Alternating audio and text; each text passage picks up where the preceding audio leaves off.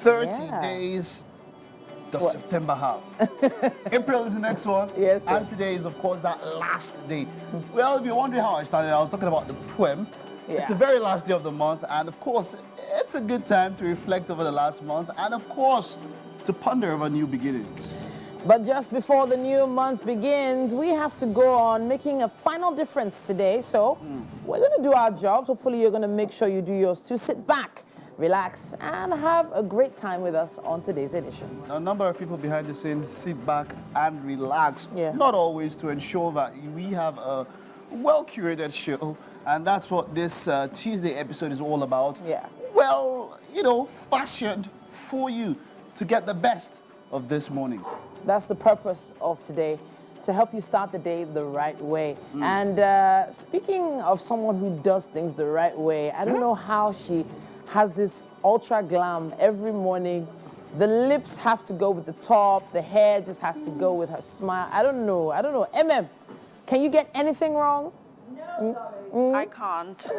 I'm the Khaleesi herself. Have you ever seen Khaleesi go wrong? No.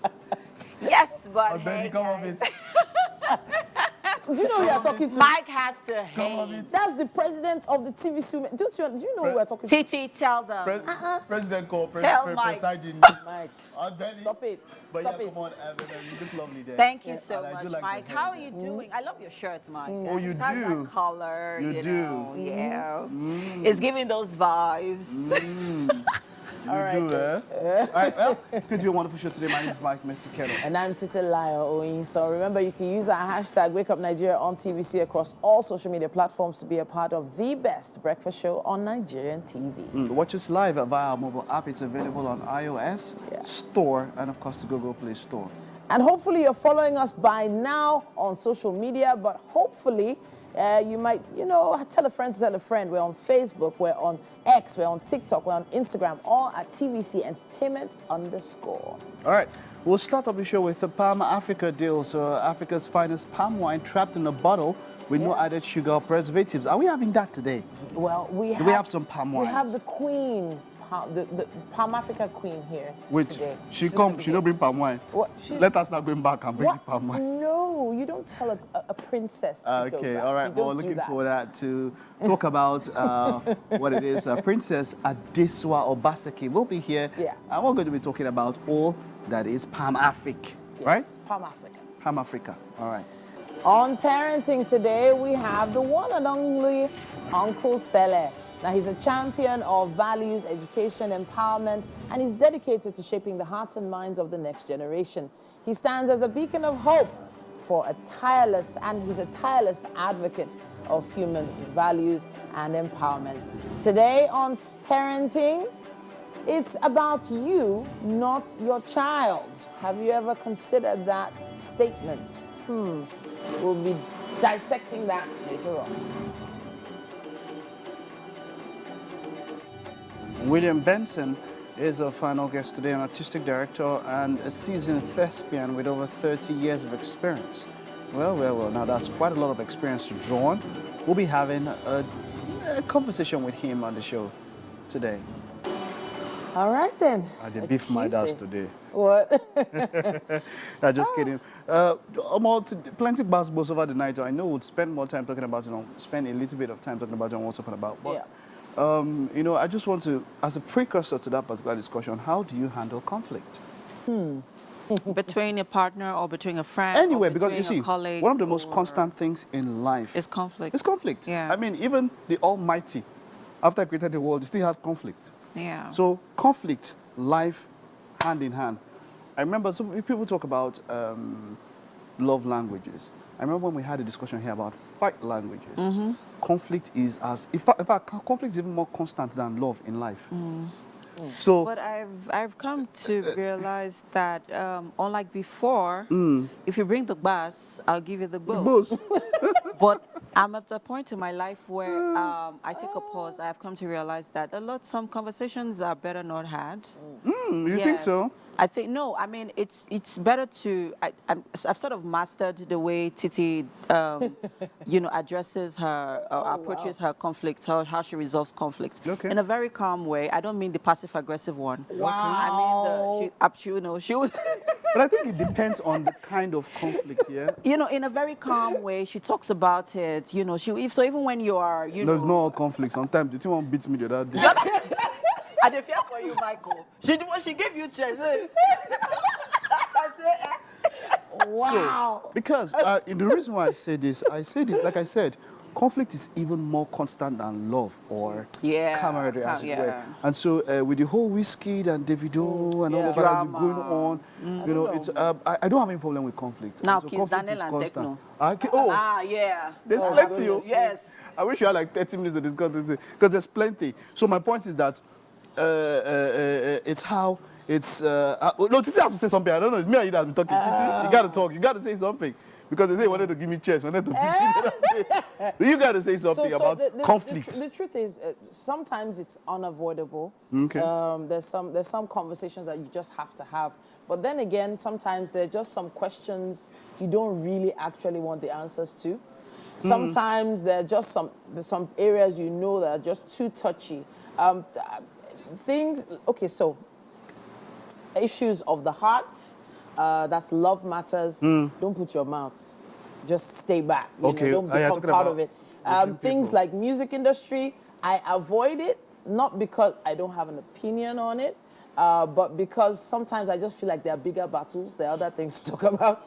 But in the end, sometimes you have to find a way to, put things together from the other person's perspective. You have to put yourself in the other person's shoes to know where it pinches. That's after you've taken a while to pause, process it. But if you haven't done that, you can't understand why that person is angry. doing, So you won't even be affected because you don't even know why the person is hurt or the person is angry with you or the person has issues with you in the first place. Until you have that conversation, nothing can be clear.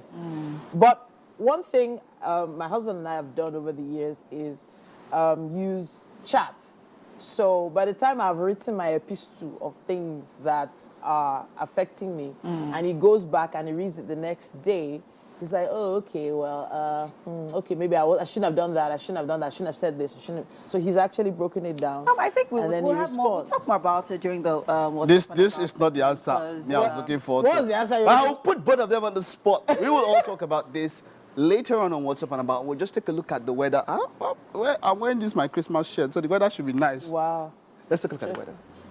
Hello and good morning. It's time for another news update right here on Wake Up Nigeria. My name is Titilayo Oyinson. We're standing with the developments on petrol scarcity. Now, the residents were stranded yesterday as petrol scarcity hit most parts of the state, resulting in availability of very few commercial vehicles, which ultimately led to hike in fares. TVC News went around the city and discovered that only a few filling stations are selling with long queues in most parts. Senior reporter Ayomide Ejegwe provides an update. The queues are back. Nigerians are struggling to get fuel. While some are selling, others are not. The cause of this scarcity is unknown to many Nigerians. Some say the petroleum marketers are expecting a hike on fuel price. Others say there is a possibility for a downward review of prices. I think maybe it's because probably they said they want to increase fuel price. So some people may actually want to quickly take advantage of it by making excess money, Some person was suggesting that probably was because they are anticipating the drop in the fuel price, and the filling stations having some commodity with them, they want to sell at higher prices before they begin to sell the cheaper rates. Those who are unable to get fuel in their cars are taking the unconventional route of black market, selling as much as 5,000 naira for 5 liters. What we gathered here was that earlier when they were selling to kegs as priority. So they collect 1,000 naira from those who bring in kegs and they sell to them. So they can sell for like 30 kegs in a row before they attend to vehicles.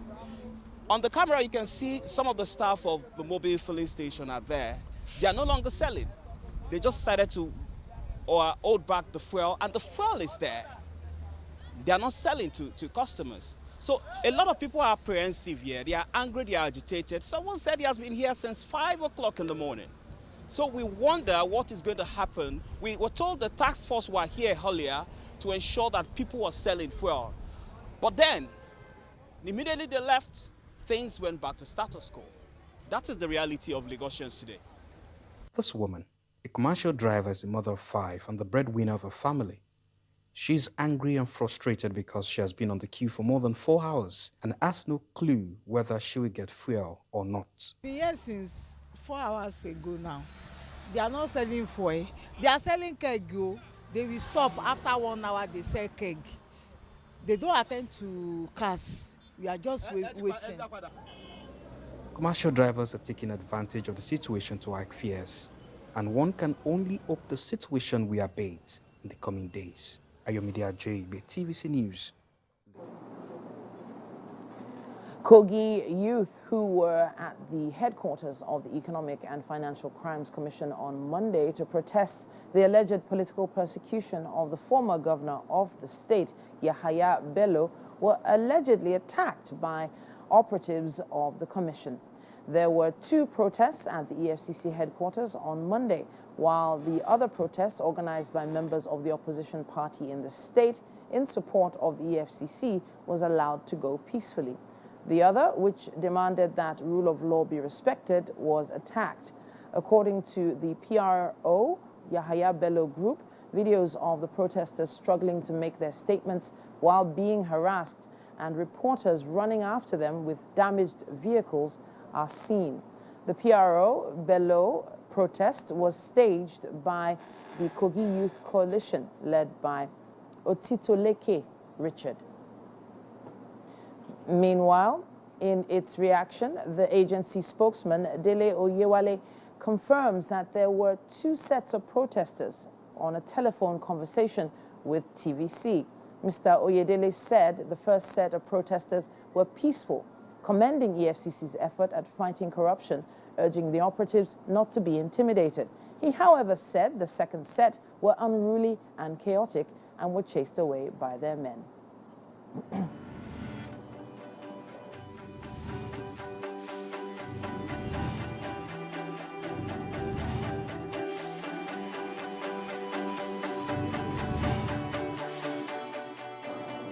And that's all we can take on the news for this hour on Wake Up Nigeria. There's still quite a bit more coming your way. Stay with us. All right, then. Based off our opening discussion, Yeah. Of course, this was, the need for this was necessitated of social media over the past 24 hours. It started with Don Jazzy, Whiskey, Don Jazzy, and all of that. And then into Davido Whiskey over the night, into this morning. So this morning, we're just getting set for the show. And then we saw all the violence that happened over the night. But I think it was based off I don't know if Whiskey reacted, based off a fake post that was attributed to Justin Bieber. Oh, wow. Okay. Yeah, because Justin Bieber released some images on his story. And in one particular image, he was crying. Okay. And then it was some people picked it up and edited it to something like, Justin Bieber said his life and his career changed. When, after he jumped on the song with Wizkid, I think it was the Essence song. Yes, Wizkid and Thames. That when it was after he jumped on the song, that since then his career has never been the same. So they picked up the picture. Justin Bieber showed himself in a vulnerable state. Yeah. And so they picked up the picture and put up that. Now, it seems it's likely that there was so based on that, people called out Wizkid or something, and then in reaction to that, maybe it seems Wizkid now started just dropping some posts randomly. Yeah. You know, in sort of reaction, it's like, you know. And then it went up onto, but this was the point for yesterday that ticked off a lot of people, was when, what's his name Davido. Who was called into, what's his name now? Kiss Dana? Zegno? John Jazzy's artist, who was the artist that was called in, And then Whiskey replied and said, I will not reply. Ladipo, by the way, Ladipo, the rapper, okay, Ladipo. great guy. He has been here once or twice. Where he said, I'm not going to respond to an artist signed by an influencer. Wow. Okay. And that was where it started from. Oh. You know, so there's two bits to it. Just before the Davido and Wizkid on, there was the Don Jazzy. Interesting. And there was the Wizkid shading Don Jazzy in some ways. And then a number of celebrities all rose up in defense of Don Jazzy. Oh, okay, so that's why Don Jazzy said he's no longer a music promoter. He's now an influencer. You see, that's the thing about, I think Don Jazzy has gone to a place where he said, there's an interview he had, and Don Jazzy said something like, look, I've gotten basically all I need to. What else can I do with my platform other than help other people? Yeah. He has promoted artists, he has promoted skit makers, he has promoted comedians, Actors, he has promoted actors. He promotes basically anything. Anything he thinks is good. If you go to the beach with bikini, you tag Don Jazzy, you promote. You will just accept the collaboration tag, as it were. You know? And so it's gone. Of course, you see, that's the point. He has picked up an award for being an influencer. Yeah. And there's nothing wrong. But I think in the context in which he was called out was where a lot of people had issues with it. Yeah. Yeah. So for me and for a lot of people, considering that a video now came up of Wizkid talking about how Don Jazzy was there for him in the foundation of his career. He even had to sleep, he said he was hanging around in the Maven's house, and that Don Jazzy didn't even know who he was, but because people were just there. Shows you how magnanimous the character is. But then it now evolved and delved into Wizkid, and then foreign blogs have picked it up. Wow. And now they said unprintable things. They're going after people. Some posts have been deleted. You know, I think there was one video called Wizkid, a woman beater or something. That was the word. That post has been deleted. But it's been back and forth, back and forth. And for me, I don't know, but let's hear your thoughts. Let's hear your thoughts first. Since I've been talking so too long. some things sometimes get out of hand, especially when the fans get a hold of these things. But at some point, someone, in my opinion, has to be the bigger person and step back for someone else for it to stop, to completely stop. In my opinion, Don Jazzy is one of the nicest, the best producers and one of the nicest people you could ever meet. And he has always been open to allowing people air their views. Yeah. He's used his platform for so many different great things. But I'm coming from, even in a cultural context, a lot of these people are not his mates. Talking to him like that is just disrespectful. Yeah. I just don't like disrespect. There's no reason for anybody to be disrespected on a public platform. Yeah. If there's anything happening behind, go and meet him. He will open door for you. You guys know each other. Go and sort this thing out one-on-one. Why online? No single person has come close to Don Jazzy when it comes to raising other people up. At all. Look at the legends that he has brought up. Yeah. Starting from the bunch down. In fact, someone said something that, look, remember the first time we ever saw Don Jazzy in videos? Don Jazzy was big, larger than life. He didn't used to talk. Yeah. Don Jazzy whisper into the band's ear. So we were like, this is the boss, so, you know. And then Don Jazzy started playing with everybody, and everybody feels like they have access to him. You understand? He's enjoying his life. Yeah. If I ever do get close to that level of impact, that's what I would love to be. Just live your life and help as many people as you can. Yeah, well, doesn't warrant insults. It's just very disrespectful. That's where I stand on it. I don't know why people are shocked by this, because I'm not.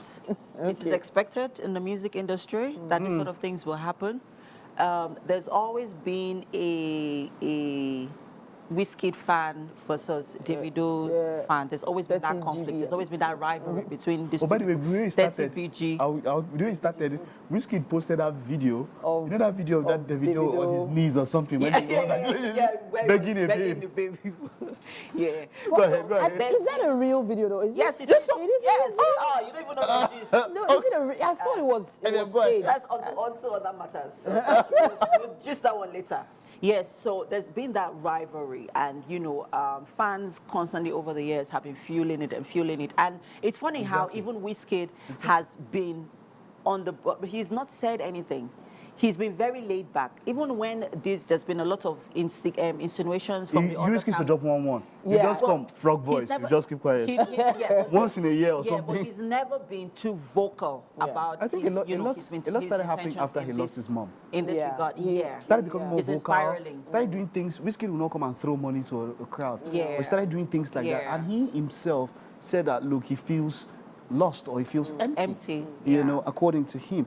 So maybe in that regard, I could give him some benefit of doubt because but these are people's daddies now. Yeah, true. Well, like I said, they are people, they are parents now. He still looks like a kid visually, but really mentally, he's a business owner. He's made so much great music. He's made impact all over the world. Maturity needs to come in here, please. At a point. Well, when you say maturity needs to come in, yes, I agree with you. But then again, this is making, because I mean, like you said, the foreign media has wind of it. So this has gained them even more global recognition. Okay. So somewhere or the other, they say every publicity, bad publicity, good publicity, or publicity is publicity. Yes. So whether it is, you know, someone has told, I saw a tweet of a friend of mine, she's a PR person, she just told me, she said they should please take Davido's phone away from him. Yeah. He shouldn't tweet because anymore. obviously those guys are the ones on their phones. Yes. Yeah. And you see, for that level, I feel like before you respond on anything, take maybe 5 minutes.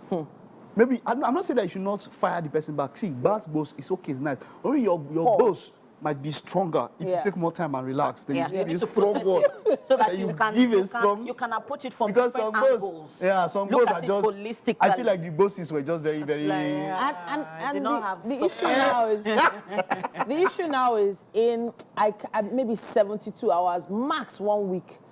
These guys will all be in the same place, having drinks, hanging out, dancing, enjoying those music. Guys, they've done whiskey, they don't wine on state. No. Because what they do is this here. See, from the way they tweet, see, there's sometimes when you know some pictures stage, nobody will tell you. When you see when something don't paint person, person don't put on, there's where you can see it. But you know how they can easily win this amicably. Drop album. Yes, which album? Let them both do like a studio thingy where both of them are in a ring. What? Verses? Drop verses. This one drops, this one drops, this one... A competition. Let them settle down. Just like Benson and Ruga or something. Exactly. Oh, Benson and Ruga came up to do an album, But you see, a few weeks back or months back, there was that video of both of them in a club or something. You know, I feel, and Emma mentioned this earlier, a lot of these things are being fueled by fans. Yes. They might not have had so much issue like that, but their fans are the ones fueling FC them. and 30BG are the ones fueling a lot of this stress. I mean, from the team enter Techno and Kiss Daniel. Those guys gave us one of the best songs of last year. Buga. Of last year. Yeah, Buga's last year, right? Amazing. They gave us one of the best songs. I mean, Buga was world, you know. And then now I'm hearing they are fighting that, this one, you said this one, that money. I brought your career up. Yeah, and then Kiss Daniel just said, you better calm down. You use Buga to resurrect your career. You better. Wow. Techno now said, you better keep quiet. If not, this will blow. All our secrets will be exposed. But you see, we're here for it. And why do I say but you see that Techno and Kiss Daniel, why do you love please, can that please blow? You see why? I said something to start all of this. I said conflict is a very major part of life. It's how you resolve it or how you handle it. That's what matters. And sometimes maybe these guys are keeping a lot of things in their mind. Let them let it out. And that's what social media is all about. Maybe all's well that will probably end well. But let it out, man. Kiss Daniels, Techno. Where are your fans? Please. Bring it out. Like I said, these guys get into a ring. Sort out, I don't mean boxing, I mean with your Whiskey and Davido fight. Prowess. Whiskey be like person against silence. We get the one power hide there. You bring it both into the ring. This person sings, you drop a verse, like a rap battle. I speak peace over you both. Settle it on a ring. Settle what? Peace. Once you come with a bit of shaker. Why? The Badu Super. What is all this now? You guys, what have you No fighting. We like it. We are love. Let's bring But what are your thoughts about all of that is happening? There's just so much in the past 24 hours. It is entertaining. That, I would want to ask, what are your thoughts? Let us know in the comments, right? We'll take a time out. We'll be back after this. Thanks for joining us. It's time for us to take a quick look at what's happening on the covers of the dailies this morning. Mike Mesikeno is here, as always.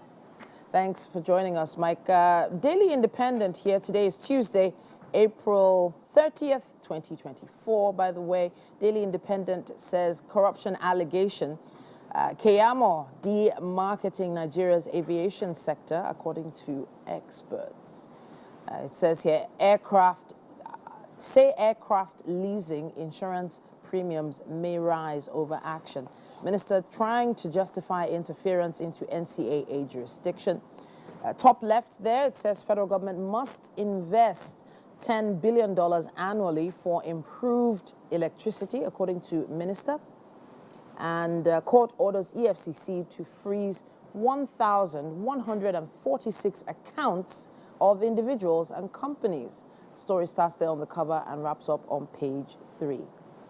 What else do we have here? It says 4 killed, others injured as herdsmen attack Enugu community. And 2024 WASC begins today with 1,814,344 candidates. That's the West African Secondary Schools examination.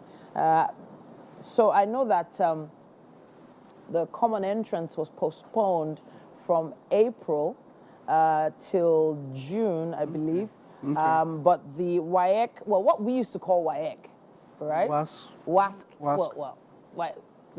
WAEC was what I used to call it. I don't know. No, it changed to WASC. Yeah, it changed to WASC. Yeah? It changed to WASC in 99.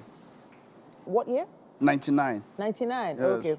Yeah. So you wrote WASC. Yes, but because you didn't write it before 99. It's the same way we don't read. You didn't write it before 99. No, I don't think you wrote it before 99. You wrote WASC because I think it was WAEC. 98 was the last year for WAEC, as it were. WASC was 99.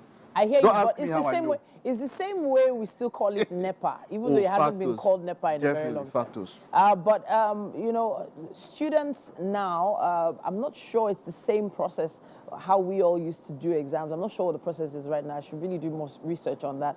The way they used to allocate different locations for different schools, different students. It was, I think, one of my first opportunities to, you know, go outside the comfort zone of my secondary school space to actually get an exam done. And it's obviously from this list of 1.8 million candidates that will know who's going into tertiary institutions. But also there were some reports last year that said that results have been getting poorer over the past 5 years.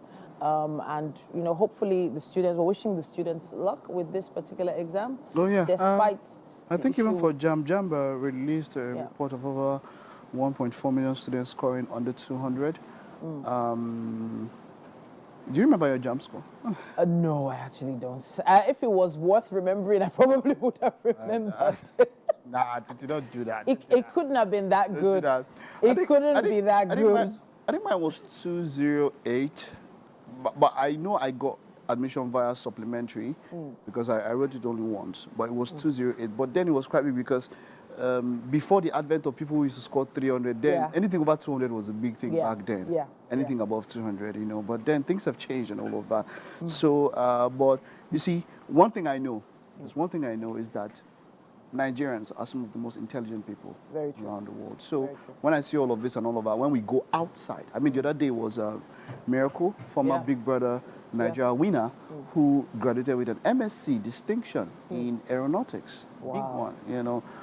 The young man's doing very good for himself. So we have some of the most intelligent people around the world. And whatever, we definitely need to make our education is quite subsidized, which as is a lot of things. But kudos to Nigerian students, of course, and Nigerians as a whole. We do well when it comes to academics. And good luck to all of you starting your exams best to them. Today. All the best. All the best. Fingers crossed. We're moving on now. We have the Nigerian Tribune with us as well. Do you have it with you there, Mike? Okay. Let's see. EFCC to freeze. For this is the same headline that was spoken about there.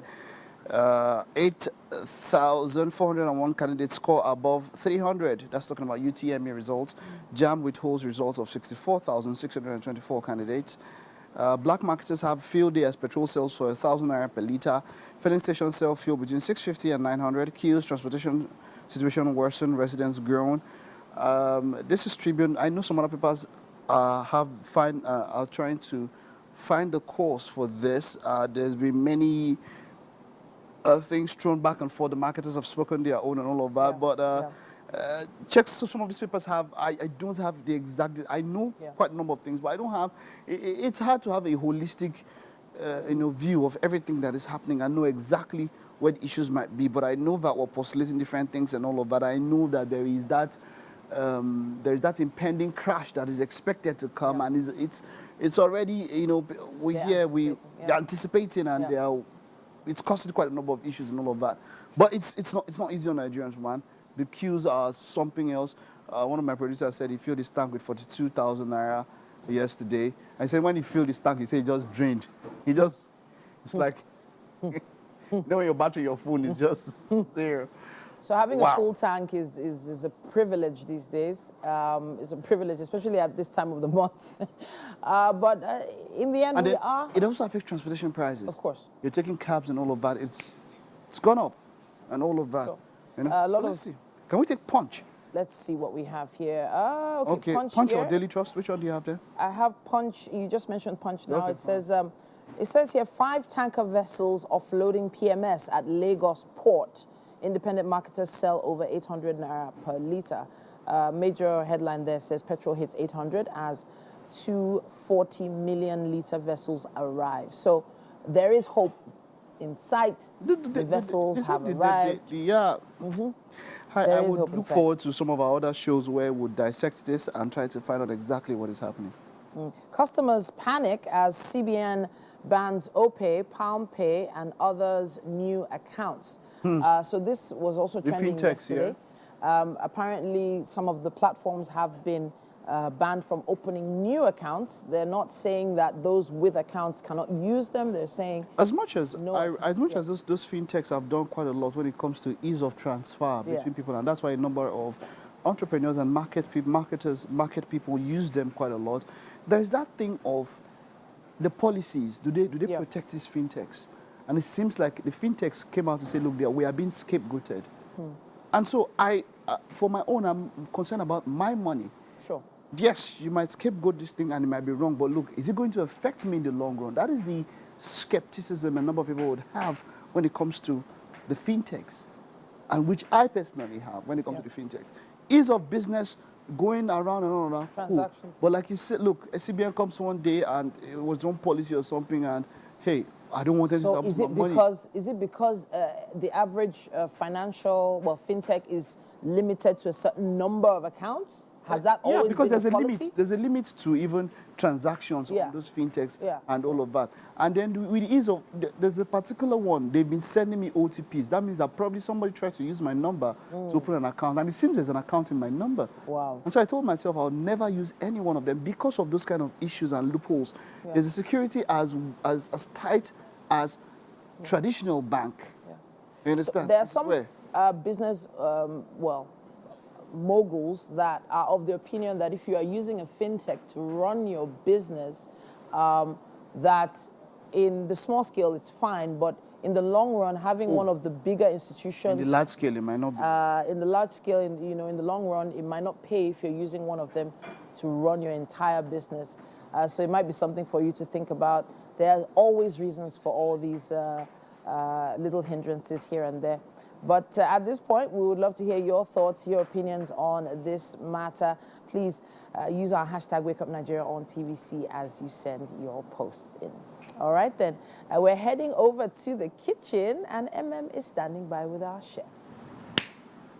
Yes, I am. Yay! Who's super excited this morning?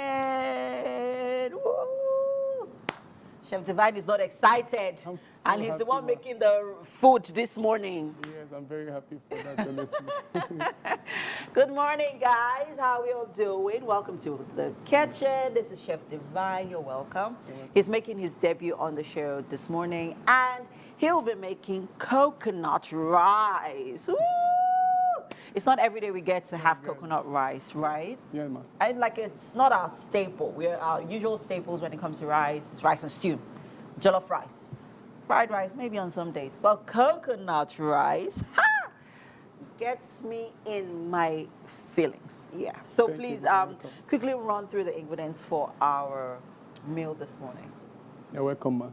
Actually, in this meal we are about to prepare this morning, we have coconut oil. Okay. We have shrimps. Yeah. We have fish. Yeah. can use any type of your fish, whether it's dry fish or... And then so we have eggs. We have seasons here and pepper. Yeah, let's talk about the seasonings you're using, because I see seasoning cubes. I see, what spice is this? This is nutmeg. Nutmegs, okay. This is curry. Curry, okay. This is salt. Salt and Maggi seasoning cube. cubes. Yes. Yeah, and then we have our chicken. Those chicken, those are called drums. No. Drumsticks, right? No, yes, drumsticks. Drumsticks. Yes. They're so healthy. Okay, and then we have our coconut milk and green peas. Yes. Yes, okay. And we have our staple here, which is the rice, because this meal is not complete without the rice. That is our must-have this morning. I see that you are using red and yellow bell pepper, sorry, atarodo this morning. Yes. What do you talk to us about it? Actually, this is Nigeria.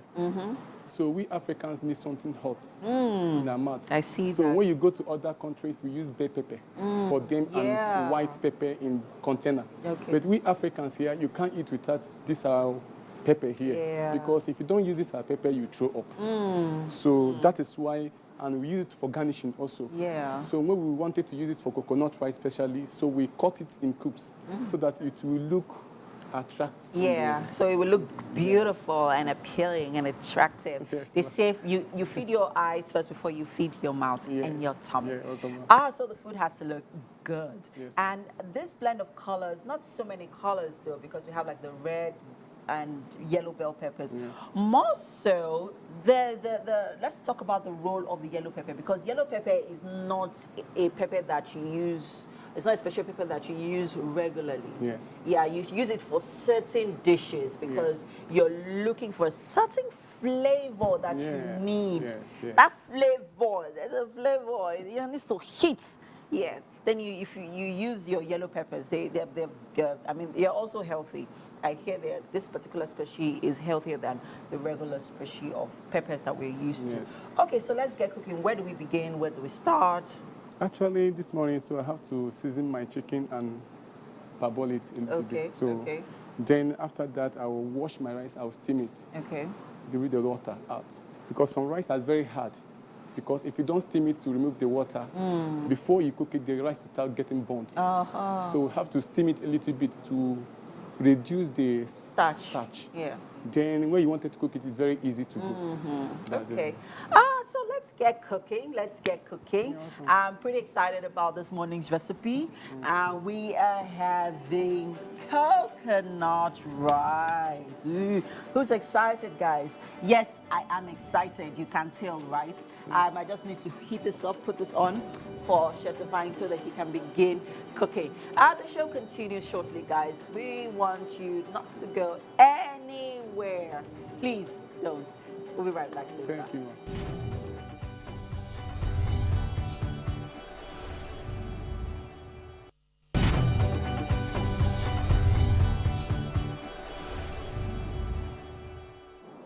Welcome back. Yeah, so after a really tough month of April for quite a few people, there might be something they might need to step down, especially as the month wraps up.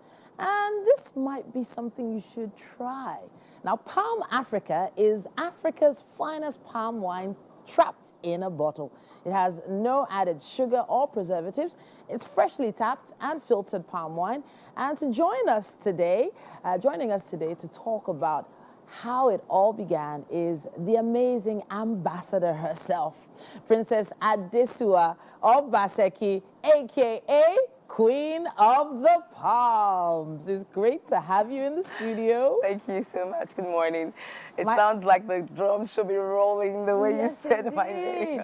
The drums should be rolling like the amazing drummers and dancers that usually accompany your palm wine. Yes, the entrance. At events. Yes.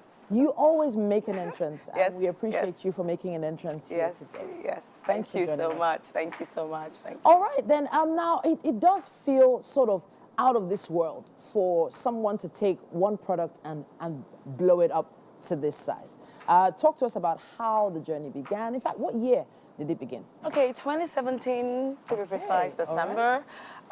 7 years, 8 years? Not up to 8 years. Oh, okay. That will be about 7+. Funny enough, is it up to 7? Oh, wow. 2017. Yeah. 7 years this year. Oh, wow. Okay, so it was 2017. We had a lot of land, yeah, with palm trees on it. And I was thinking about doing an estate, blah, blah, blah, blah, blah, blah, doing estate money. Yeah. And I came to Lagos. I also have a hotel. Okay. And in the hotel, I had a group of people that came to stay. But that day, I brought palm wine from my plantation to Lagos. Okay. And they said, what is this you're drinking? I said, oh, come and drink palm wine. I said, we had a show in Lagos State, Agege Festival. This is a beautiful product. And we're like, we want to cut all the trees and turn it to an estate. Wow. And they said, no, don't do that. Get your palm wine and let people have a feel of this palm wine. I'm like, really? Nice. And I brought it to Lagos. And in 5 days, in fact, we did the branding. We got the name just because we wanted to see if people will really take palm wine. And it was amazing. I want to thank Lagos State government and that Agege, I think it was a festival. What was, I think, 1 week show. It was really, really awesome. They received the palm wine and I realized that Nigerians wanted their own. Yeah. And I stopped. And from there, I said, no, I would make it a point of duty, my responsibility to give Nigerians what they deserve. Make your own drink available to yourself and to the world. Nigerians and the world deserve their palm wine. We want to place palm wine on the map. Global map. It's actually something, I know that it has many different names around the world. Palm wine itself has many different names around the world. But it is essentially an alcoholic beverage, but it is naturally tapped. In order to put it in a bottle, do you have to add anything to it? Do you have to process it? What happens from the tree to when it gets in my glass? Okay, you see, Palm Africa is very special. Now, the beautiful thing about Palm Africa is we say Palm Africa, Africa's finest palm wine, would you say, trapped in a bottle. Trapped? So, trapped. We trap it because it's from God to man, we say. Wow. So we have different types of Palm Africa. We have the palm wine, and there are different types of palm wine. People do not know. Okay. So what you see in the bottles as palm wine everywhere is not exactly palm wine. Okay. So you have the palm wine, the up wine, which you see with the red cap. So when you see Palm Africa, Odogo palm wine. We call it Palm Africa, the palm wine with the red cap. Okay. So the one with the red cap is the one that you tap up. Okay. That's what the Igbos call unkwenu. Okay. The Yorubas call emu. Okay. It's different, entirely different from uguro and ugwo. Wow. So ungwo is for Igbo. Oguro is for Yoruba. Wow. It's down wine. Okay. And then it's the raffia. It can be seen and found in the, the wet areas. Yeah, yeah. Then the emu. The up wine is on strong soil. Wow. It tastes differently, it smells differently. Okay. So when you see palm wine, you see Palm Africa, you have the premium up wine, which is the emu, unkwenu. You have to go up to tap it. Yeah. So it's not all palm wine, you have to go up. Wow. Some you have to fall the tree. Okay. You have to fall the tree, and then it gushes out. Wow. So that's oguro. They smell differently, and they taste differently. So we have the palm wine. So you have these different variants. Yes. You're already taking advantage of the fact that you know all this. You've been able to study and get all this information. And you're also making sure that we understand it as well. Because I've seen palm wine products before. But I always just assumed they were preserved or flavors were added to it. So talk to us about that. Absolutely. So before I started with the Federal Institute of Research, Oshodi. Okay. So I didn't just dabble into palm wine. What is worth doing is worth training for. Okay. So we have the trees. I don't buy palm wine. We own the trees. Fantastic. Yeah. So, I mean, it's a lot of trees. We'll get into that some of the time. How many trees? Over 200,000. I shouldn't say 200,000 trees? So yeah. So it's for a family. Okay. So, it comes a long way, So there's a lot of things that you can get from this. But what we decided to do, you have the palm wine that is also processed. That's what you see everywhere in bottles, okay? The processed palm wine, you can have the flavor, you can have saccharin, you can have sugar, but not Palm Africa. Okay. That's the difference. Okay. So Palm Africa is pure, it's tapped, you take it from the tree, the palm tap, I have 68 controlled palm wine tappers, by the way. 68? 68 controlled palm wine tappers across all the way from Benin to Enugu, and we cut off at Odobolo, some, of course, in Lagos. Wow. But our trees are in the south. Now, the bottled palm wine are the ones that are processed. The ones in glass bottles. So when you see a palm wine in a glass bottle, in all this, you see there's water, there's sugar, because you can't put those palm wines on the shelf without the bottle of palm wine without preservatives. So how do you preserve? We don't preserve palm wine. You don't do any So Palm Africa is pure, is fresh, it comes to you straight from the tree, and that is why we're very concerned about the protection, the quality control. And that's why I'm going to do something this year. It's called the Palm Africa Festival. And that's going to enlighten people on how to take palm wine healthy and fresh, and then the palm wine tappers will be controlled because of dirt and all those things. These are the things. To talk a little bit about maybe the health benefits. If you take anything from the soil, drinking something organic, there are certain health benefits that some people might not be aware of. Can you share that? Oh, who doesn't know that palm wine is good for lactation? Oh, my God. So now let me tell you another thing. People call me the native doctor for palm wine because I get a lot of calls that, you need to give someone just had a baby. She has a little issue with breast milk. She's not lactating very well. And then we send them palm wine. Wow. Okay? Now, the real palm wine is the one that can actually make your breast milk pump. Don't drink palm wine with water and sugar. Okay. Palm Africa doesn't have water, doesn't have sugar, and that's why you can have benefits of the lactation for mothers, and then it's good for your blood pressure. It actually reduces blood pressure. Really? Yes, things that you do not know. Vitamins B is good for your hair, it's good for your skin. Wow. All the things that palm wine does for you that you don't know. So at the end of the day, one thing we always say is that it's also good for fertility. Well, I think I've heard that one before. Fertility both ways. The men talk about that a bit. You know what I mean? All right.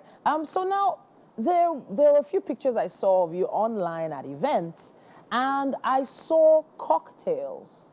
Now, cocktails all over the world are colorful. They add fruit to it, food colorings and things like that. But I had never thought of palm wine being used in cocktails before. So I know you are doing this. But are there any limitations? Talk to us about the cocktails you've been able to put together. Okay, so I always say something again. Palm wine, it's a very erratic drink. Okay. And I say this to say this, so we're very, very careful. And that's why I say I went to train for this with the Federal Institute of Research. And then I started, and I really, really want to thank God for the people that really helped me when I started. So you had to research fruits that go with palm wine. Okay. There's a balance. So we did all that. So we didn't just jump into the street to start doing cocktails. I had to learn, I had to train on what to do with palm wine and what not to do. And then we started using the base of palm wine for cocktails with fruits that go with cocktails, with palm wine. So you just... Do you have any off the top of your head that you can share with me? Any our pina colada. Okay. Our palm wine pina colada. So it's palm wine with pineapple and fresh coconut. Wow. And it's really, really lovely. And the base of our palm wine, I call my palm wine the prostitutes of palm wine because the taste is really, really, really nice. Okay. It has a very peculiar taste. From the red sauce, the one from our red sauce has a very, very peculiar taste. It's very, very different. And so when you put that base in any drink, in vodka, with fruits, with whiskey, it makes it all so different. So now we know that cocktails are internationally known, but how long do you think it's going to take for, let's say, people in other countries to embrace palm wine? And do you have any plans to take it? Oh, big plans. I do not want to mention the name of the breweries So we're already working on something. Okay. So right now you see people use cocktails, and then they also use what they call them, the purees and the syrups. So we're making palm wine syrups. Wow. So that you can use for cocktails. Wow. And so you get the flavor. The flavor of it, and it's unique. The taste is beautiful, and it's the healthy way to go. Fantastic. It's the healthy way to go. So the Queen of the Palms is here with us right here on Wake Up Nigeria, sharing her story, sharing her passion about palm wine. And if you haven't tasted Palm Africa, the palm wine trapped in a bottle yet, It's something you might want to try as the new month begins. Yes, you want to step down from the pressure of last month. That might just be what you need. I have to say a big thank you to you for coming to talk to us about everything you're doing. Now, we're here for you, your upcoming events, your upcoming new releases, new products, and everything. We are right here for you. Just make sure you pop around. Thank you very much. Thank you very much. I appreciate it. Thank you so much. Thank you. It's been a pleasure being with you. God bless you. All right, then. I'm definitely going to be looking forward to tasting that a little later on the days. In the day, it's a bit early for me, but maybe later on today. Are we going to have a drink? Oh, sure. Right. With Palm Africa, there's always a party, morning, afternoon, or evening. So please, you're going to break your morning with Palm Africa and have a Palm African break. Thank you. All right, then. I'll take your word for it on that one. Let's take a quick break, everyone. We have more on Wake Up Nigeria.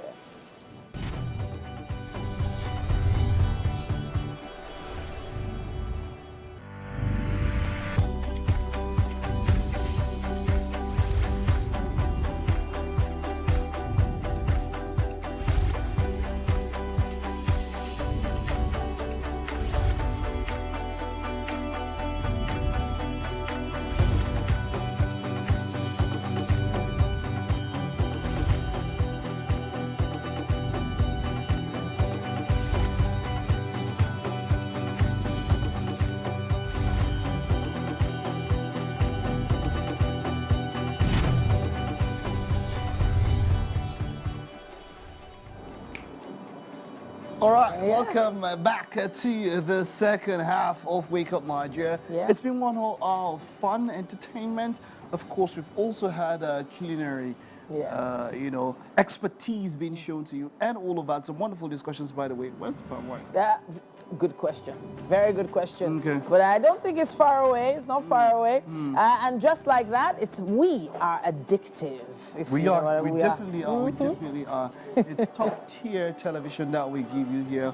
Premium family entertainment and the lifestyle all in one breakfast show. That is Wake Up Nigeria. Welcome to the second hour of Wake Up Nigeria. Now, opportunities sometimes are missed by many people because it's dressed in overalls and looks like work.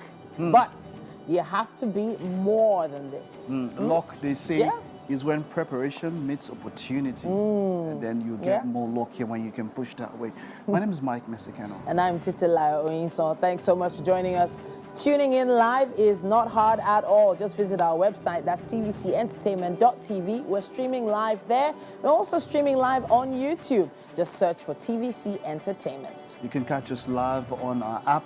It's available on the Apple iOS store and, of course, the Google Play Store. You can watch us anywhere around the world once you have internet connection and you've downloaded the app.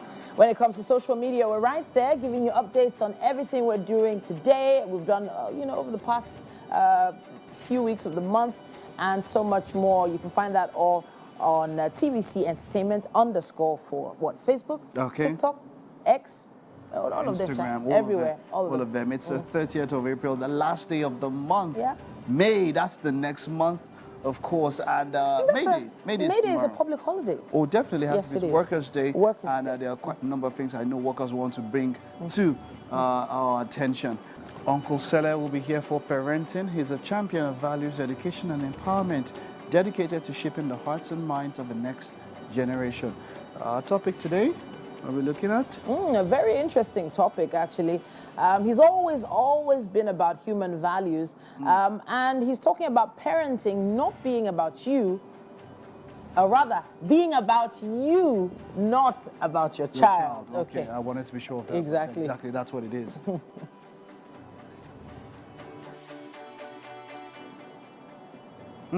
We have William Benson to wrap up the show, an artistic director. We'll be here to talk about what he's been doing. Of course, we'll be chatting with him. Yeah, it's still quite a lot to come here on the show. Of course, they're quite busy in the kitchen. The chef is putting his hand to work. You should be helping the chef even more. I don't know why you're there just for me. The chef is working. Focus. You join Anton and work. You're there for me, Pange. Wow. The chef alone is working. And you not say we. You not say we. We put your hands to work, Jare. Mike, Mexicano, get D behind me. Wow. Ooh, I'd rather be in Get front. D behind me. I'd rather be in front, man. We know that you'd rather be in front. Okay. Welcome to the kitchen once again, guys. Welcome, welcome, welcome. This is Chef Divine, and this morning he is making coconut rice. What's your favorite rice dish, right? Is it coconut rice, fried rice, jollof rice, rice and stew? What other rice again do we have? We have Jambalaya rice. We have Chinese rice. Chinese we rice. have Indian rice. many Indian rice. different type of rice. But then, let us know, guys. Use the hashtag WakeUpNigeria on TVC. We'd like to know what is your favorite rice dish. This morning, we're making coconut rice, and Chef Divine has been so hard at work, doing so many things at once. He is a gem, a true gem. So please go ahead. Talk to us about the ingredients and where you are right now. Let's go. Actually, this is shrimps, so I have to stir fry it and step aside. Because if you put it inside the food without stir fry, it's going to look fresh. Yes. So when I stir fry it with this vegetable, actually coconut rice don't need much garnishing. So it's fried rice and other rice. Yeah, that you need brown to use rice, a lot of condiments on yes. it. Right. So you use a little bit garnishing. That's why you can use carrots. Some people use green peas only, or some other radish to make it come out a little bit. Okay. So it's supposed to be white in make color. Okay. So actually now I wanted to start stir frying the shrimps with okay. small onions. With a little bit of onions for flavor. Yes. Yeah. Get that flavor from the onions into the shrimp. And if you're wondering where our coconut milk is, it's somewhere here in the kitchen. Yes, we're not doing this without the star ingredient, which is the coconut milk. You could decide to use the canned coconut milk that you can get off the counter, off the shelves, or you could make your own coconut milk, right? Yeah. So it depends on how you like it. I'd rather use the fresh coconut milk. Yes. So I would grate my coconut or chop them, blend them, and then drain the milk off it with hot water. But a little bit of hot water, not too much of it, because you don't want Also, you also do not want the milk you don't want the milk, still want to get the nutrients from the milk. And then you also want the taste. So you don't want to add too much water when, siphing out the milk from the coconuts, right? Yeah. That's extracting the milk from the coconut. Yes. Great. So now that we have our onions in the pan, with the and shrimps. we have our shrimps in, what else? So after this, now I'm going to set it aside. Then I will sit my pot to the burner. Then start adding the ingredients. When they're done, I will put the coconut milk.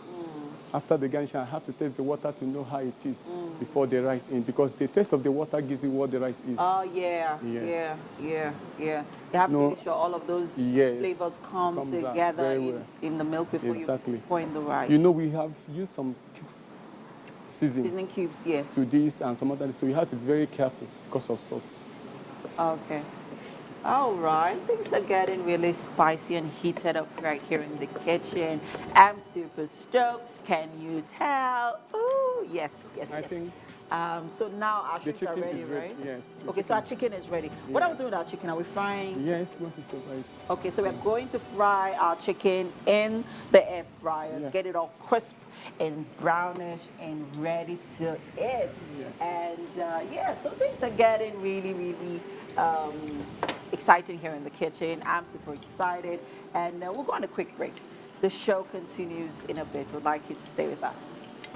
We are back. Thanks for staying with us. Every Tuesday we have our parenting segment, and this morning with us is Uncle Sele.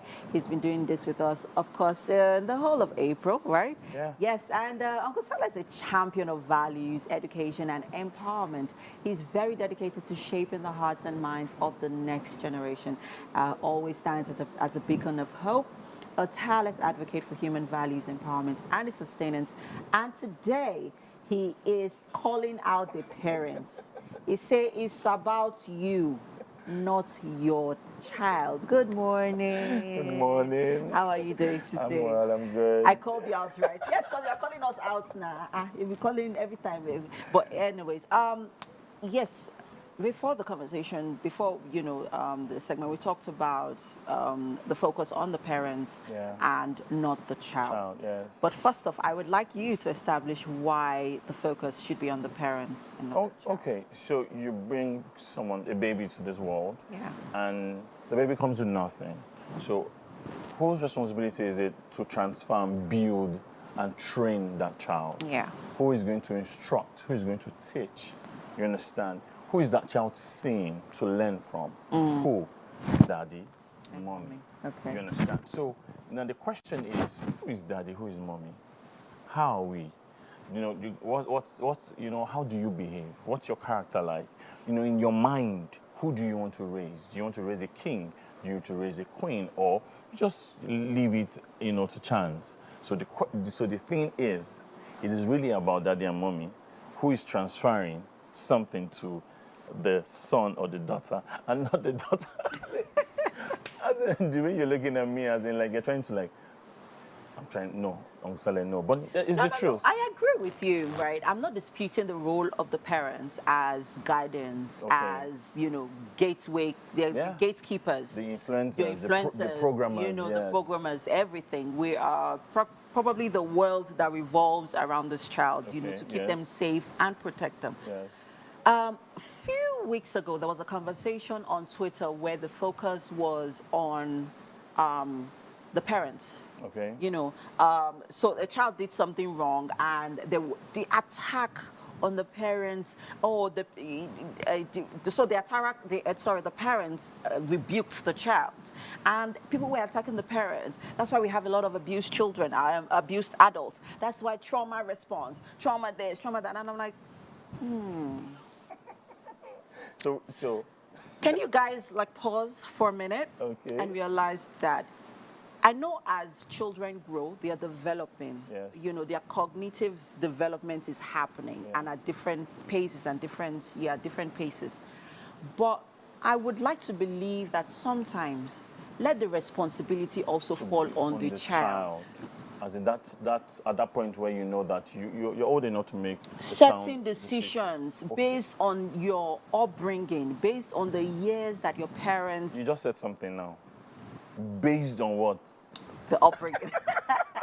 So you see, you're still going back. Yeah. Because the truth is, you don't stop. And even when your child is a teenager, I said something one time about time being the currency for children. So how much time do you spend with your children? Yeah. How much time do you talk to? What do you then, how do you use that time? How is that time quality? You understand? You get home late, but you say, okay, I'm tired, I can't talk to my kids. But your children want to just say something to you. Yeah. That teenager, wants to talk to someone. There was a case I handled, recently about, a teenager who, started changing. I told the mother, have a conversation with him. Something has happened in school. And she did. It was friends. Do you understand? But the question is, what if she couldn't talk to him? What if he couldn't say anything to her? Do you understand? So you see that he still came back to the parent. So, I always say something. There's this thing with the love. There's this thing with, as Christians, we call it grace, where your child can always come back to you. You understand? When they make like the mistakes. prodigal son. Exactly. Do we have that in our homes?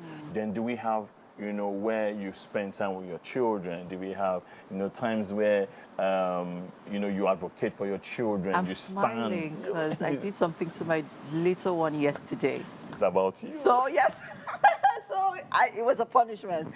I was so usually they always love me to bathe them when I'm at home, right? And so they were both coloring. And then I said, okay, guys, it's time to bathe bathrooms. And the first one went into the bathroom. And then both of them actually went to the bathroom. And then the second was like, okay, mommy, I need to go get something. So she went out and then she went back to the room to color. Oh. She went back to her book and she was coloring. And so when I was done with the first one, I waited. She wasn't in the bathroom yet. And then I went and I saw her in the room. And I said, Eliana, what are you doing? So she jumped up and said, Mommy, I'm sorry. I said, okay, you know what? So go to meet one of the girls to bathe. So she started apologizing. Now, I was conflicted. I said, should I punish her or should I forgive her? because there are two things I want her to learn here. Okay. Forgiveness Okay. and responsibility. That there are consequences for your actions. Yes. But I'm like, after thought and forgiveness, let her face the let her face the consequences. Let her This face time, yes. So I was adamant. It was hard for me, but I said, no, I'm not going to shake. No, there are times that you stand and make sure your child face the consequences of their actions, because it's very Important, necessary. yeah. It's very important that they understand that, look, for everything that you do, there are actions and there are consequences, because if you don't teach them, that's why I said it always gets back to the parents, because if you don't teach these things, they will always try you. They'll test boundaries. Yeah. Oh, can I do this? Oh, am I free to do this? But you see, when there are no structures at home, who is setting the structures? Daddy and mommy. A child grows up like that, understanding that, no, I can do anything. Yeah. So I do anything at home. When I go outside, that's what I do. You understand? So I always say something. Our society is I call it the job of parenting. When you go outside, you are seeing the job of parenting outside. What you have contributed, what I have contributed to our children, to your children, and what we also did not contribute. You see it, and you find out that the society is, oh, I met this person. That's why you see that, I always ask this question. I still ask this question to teenagers on Friday. Is it easy to make the right decision? 99% of them said no. Because that's what they see. It's hard. They know this thing is right, but you see, they see too many people, are doing the wrong thing. Yeah. So they ask themselves, is this right or wrong? Am I going to be so that they think they are the abnormal person or people because everybody is doing the wrong thing. Yeah. And it's a problem. Yeah. That is growing. We have to go quickly, but there's something I really needed to touch on, and that is the ability for a parent to separate their emotions sometimes from their parents, from the children, so that they are not projecting some of what they are going through to our children. That is, it was one of the things, it was one of the factors or one of the things that our parents did not have the ability to do. Yes. We're not able to separate. So quickly, with all the chaos happening in the world, you come home, you're still dealing and reeling. How are you able to separate your emotions from, projecting? Who are you raising? Are you raising a king or a queen? How do you think you should raise that boy to be a king? Then transfer those things. Transfer the instructions, transfer the teaching. Tell him he's a king. Raise him to be a king. Raise her to be a queen. When you start, you teach from the way you look, the way you dress, the way you speak, the way you relate with people. Do you understand? And you keep reminding them, you're a queen. This is how queens behave. You're a king. Kings don't hit women. Kings don't speak, and you don't use those kind of words. You read. Kings study. Do you understand? Your child grows up with that consciousness. So I used to be this way, but it stops or ends with me. I am going to raise a different child. I'm going to raise a king. I'm going to raise a queen. So that's why even you're thinking, should I do this or should I not? But you're saying that as a queen, you must know that there are consequences. So at the end of the day, the consciousness starts with you, the parent. So that's why it's always about us. Because if you take what we learned, trust me, every parent will be carrying cane because that's how we were. You did that. But you see something, in this time and season, it doesn't work that way. Thank you so much, Uncle Sele. It's been an interesting month, learning with you on this ever-running journey of parenting. Besides, my producer says he's a big fan. He's a huge fan. And we hope that we've learned so much. And just as Uncle Sele is a messenger of hope and peace and love, we can also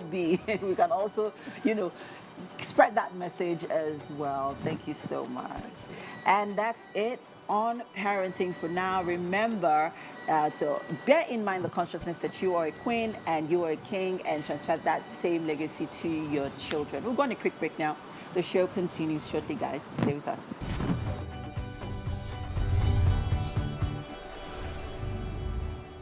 Welcome back, and thank you for staying with us. We have a final guest in the house, William Benson, an artistic director, seasoned thespian with over 30 years worth of experience in theater and film production. His expertise spans across the full spectrum of entertainment, and of course, which includes acting, writing, directing, set design and production, and all of that. He's been there in stage, radio, film. It is great to have you. Yeah. You are welcome. Thank you. You've done entertainment as long as some people here have been alive. 30 years. How have you been in a career that has lasted this long and is still, of course, ongoing?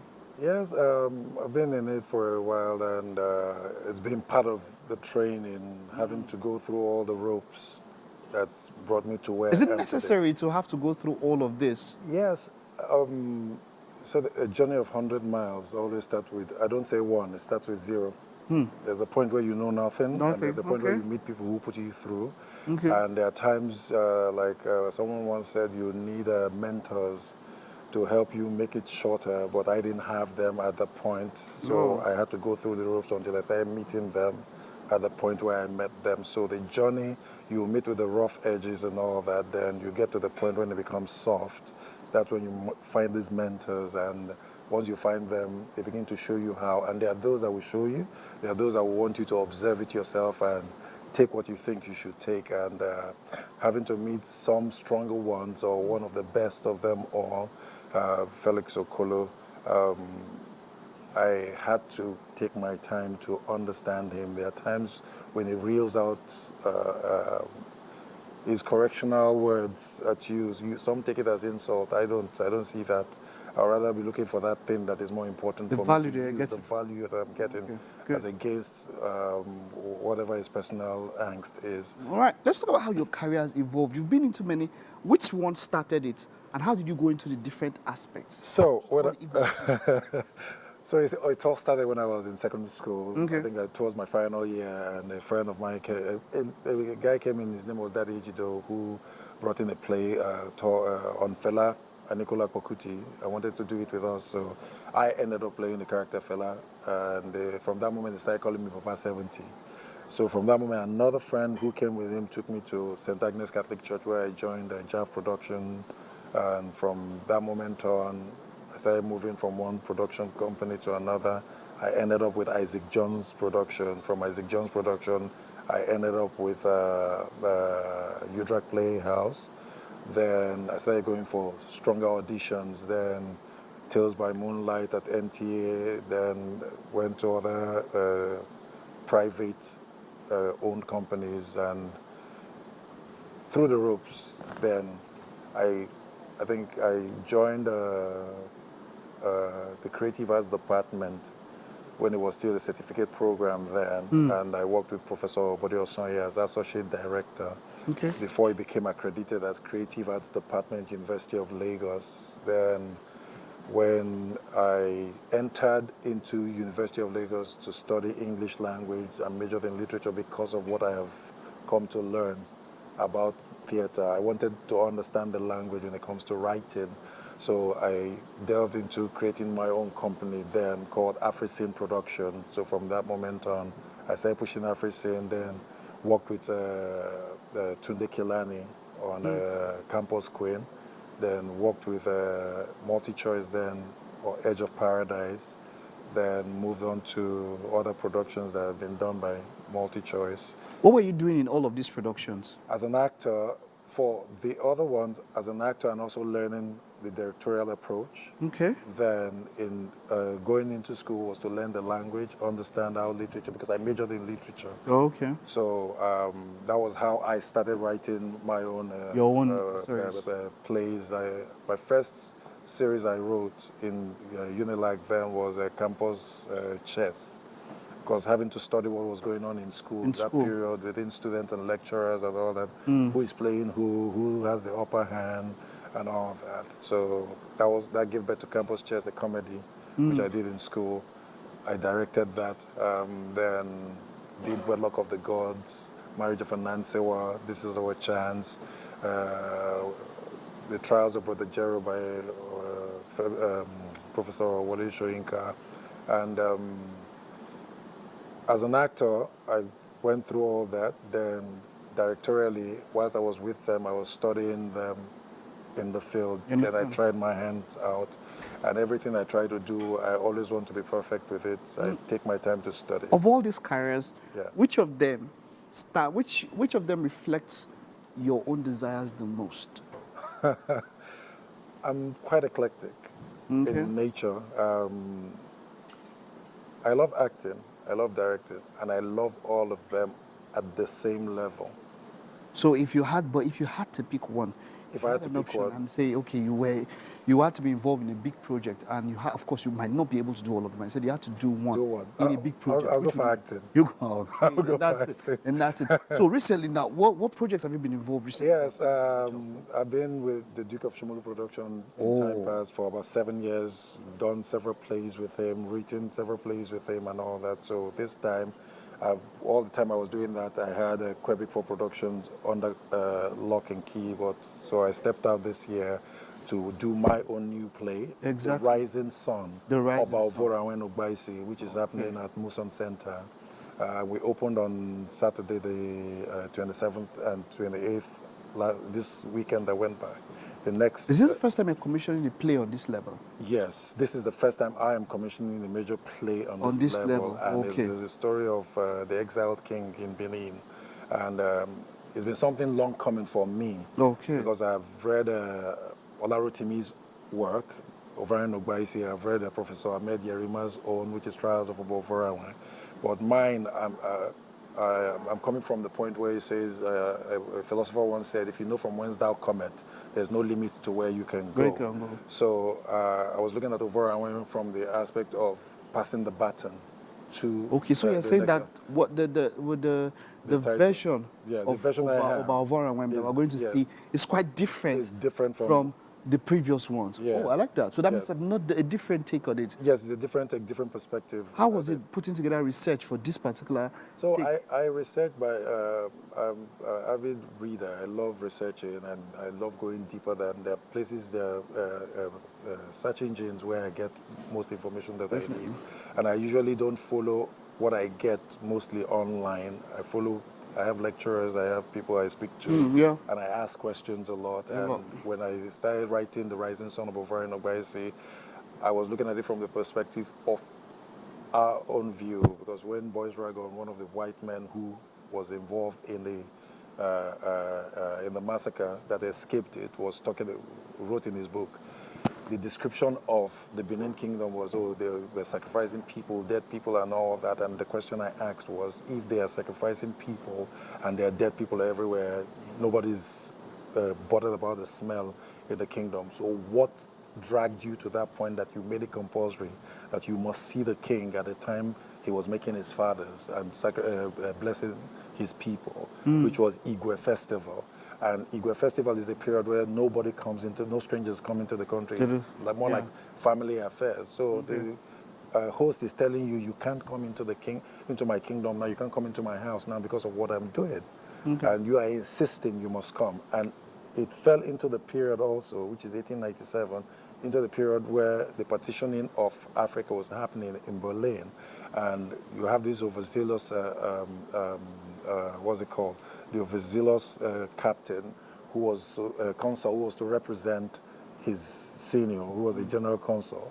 He's a deputy and became overzealous and wanted to make sure that he took Benin for the Queen, for Queen Victoria. Wonderful. So we are seeing all of this in your version of it. Yes, in my version. It's still available for more show days. What days? Yeah, so we have 4th, 5th, and 11th of May. We've closed that of April, which was 27, 28. It's at the Muson Center? Muson Center, 4 p.m. and 6 p.m. Wonderful. We have the regular tickets, which is 10,000. We have the VIP ticket, which is 20,000.